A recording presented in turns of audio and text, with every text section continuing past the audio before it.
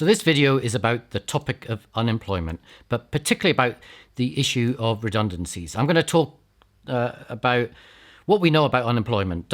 What does it do to your mental health? And then talk a bit about the often unacknowledged impact of redundancy for those people in an organisation who survive a round of redundancies. It's an example of how we need to think beyond the individual when it comes to unemployment and when we're thinking as psychologists about issues around mental health. Why I'm negative. Back to the story. Psychology helps people like me stop doing stupid things. So what has psychology taught us about unemployment? Well, interesting stuff here. Generally, unemployment has been associated with poor mental health outcomes. If you're unemployed, you're more likely to be anxious and depressed. And that's what has been reported by research over many decades in many countries and from many researchers, from both the ideological left and the ideological right. So it's pretty consistent finding. Why is unemployment bad for you? Well, because unless you have independent wealth and you don't need to work for a living and you're quite happy having nothing happening in your day, you're going to be broke and you're going to struggle and it's going to be stressful. You know, and in countries like Australia, you also get stigmatized. You get a stigmatized identity. Some people call you a dull bludger and you're seen as a parasite on society. You know, you're work shy. You're a drain on society. That's not good for your sense of self-respect. Where's Australia's bludgiest suburb? Is it Sydney? Is it Melbourne? Is it Adelaide? If you ask me, it's bloody Canberra. All the politicians. What a bunch of galahs. You know, so these things are going to damage your mental health. And if you don't have much structured activity in your day, unless you've got other commitments that help you structure your day, you're going to suffer a bit. You know, stuff like that will have an adverse effect on your mental health for most of us. But there is a but, and it's a big but. Yeah, I like big butts. I like big butts on men and women. I want a big butt. Not that sort of but. The but is that there are some really bad employment practices out there. Jobs that are so insecure and so poorly paid and so demeaning that they can be worse for your mental health than unemployment. And that's not even taken into account the threats many jobs pose to our physical health. You know, there are physically tough jobs out there that can actually do us real physical harm, not just psychological harm. This is a sulfur miner, and he works for $8 a day carrying up 100 kilos of sulfur to a top of a volcano. The weight is so heavy that over the years it gives them nerve damage in their shoulders and spine, and they can no longer feel their collarbone. So unemployment is still bad for your mental health, but paid work, employment, can actually be worse. And so research points both ways. You know, it shows unemployment is bad for you, but it can also show unemployment is bad for you.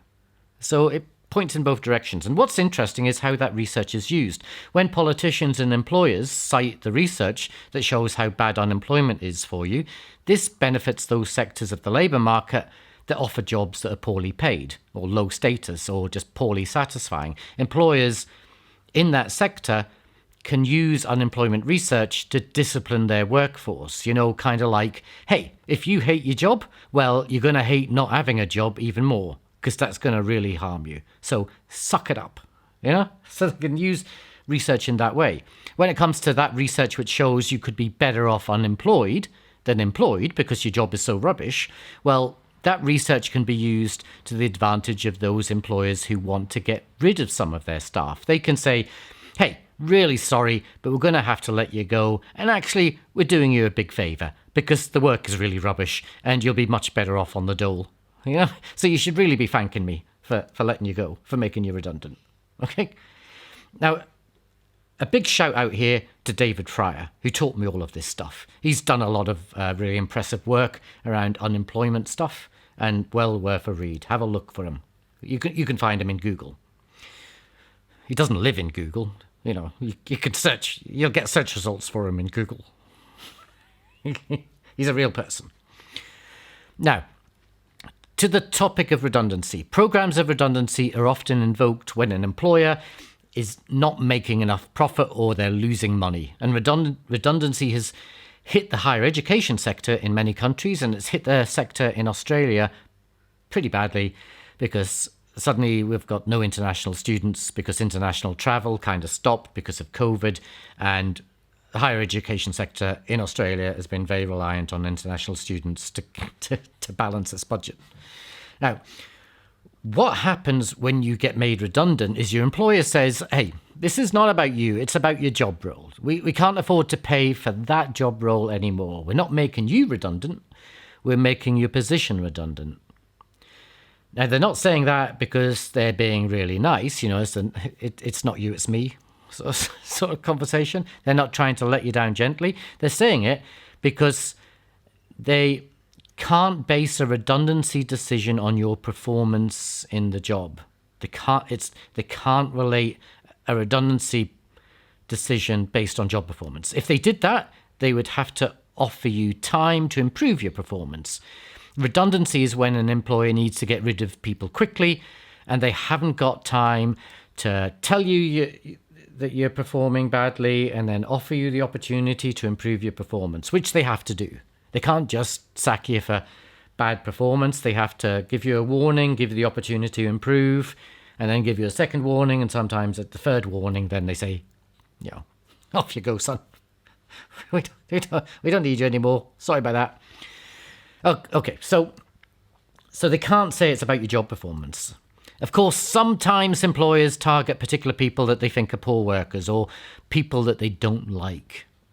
People who they think are troublemakers, and they make those people redundant. I've seen it happen. The employer won't admit that's what they're doing, but trust me, I've sat at the table where redundancy planning has occurred, and I've heard those private conversations saying, well, maybe this person, they're not that good at their job, or they're a pain in the ass. Those conversations happen. Maybe that person could be made redundant. Or, that person's position could be made redundant. Those conversations happen. But publicly they say, hey, it's not about your performance in the job, it's just the position. We can't afford to keep the position, and you just happen to be in that position. But if it's not about how well you perform on your job, well, that's what they tell you anyway, when they make you redundant. Well, why should you bother about doing a good job? You could think, hey, being good at my job won't protect me from being made redundant. And that can happen. People can start thinking, well, what's the point in me investing all of this time and energy in doing a good job when it doesn't matter? Because I could be made redundant tomorrow, even if I'm the best worker in the organization. And then people also start thinking about what they would do if they lost their job. They start looking around for other jobs. So when you have redundancies in an organization, you often find that a few of the staff who weren't made redundant, survived that redundancy process. They managed to keep their jobs when other people lost theirs. Well, a number of those people start leaving anyway. And it's because they've found work elsewhere. They've started to think about not working at this place. They've started looking around for other jobs. And then they suddenly realize, oh, I could get another job. And then they go and get the other job. And an organization can often lose some of the best workers because of this process, because their best workers are most likely to get snapped up by other employers. So once people start looking for work, the talent leaves. And you've got the talent drain going on in your organization. And those people who survive redundancy, they might work less well because, hey, what's the point in putting in extra effort when it won't count for nothing?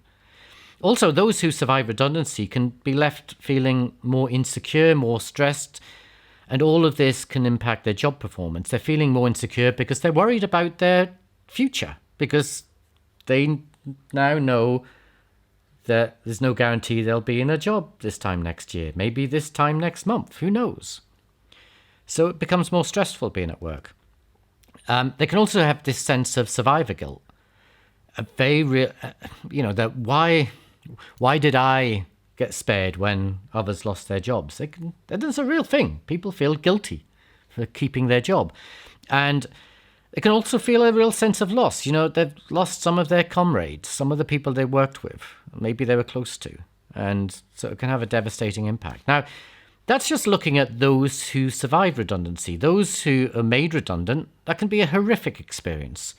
Unless, of course, it was a really horrible job and redundancy is your only way of escaping the job. But for many people, it's a devastating experience. Now, I was made redundant a few years ago, and it really still stings. It really still stings. It still hurts. At my place of work at the moment, because I still work in higher education, we had redundancies last year. I managed to survive that time, and I feel guilty for surviving. So I felt guilty for my last place of being made redundant, and I feel guilty this time for not being made redundant. So I'm glad I've still got the job, by the way, if my boss is listening. So whichever way you cut it, it's stressful. Redundancy is stressful, and it's a real reminder that mental health problems are not caused by some mysterious neurological event happening in your brain. It's all happening in plain sight. It's about the context around you and things like employment. What happens in relation to your life, in relation to your job. And things that happen at work can have a real impact on you and can be devastating. And that's we're just talking about the individuals who are made redundant, not made redundant. There's also all of their family and friends and the community in which they live and so on. It's a big problem. Anyway, I'm going off too long.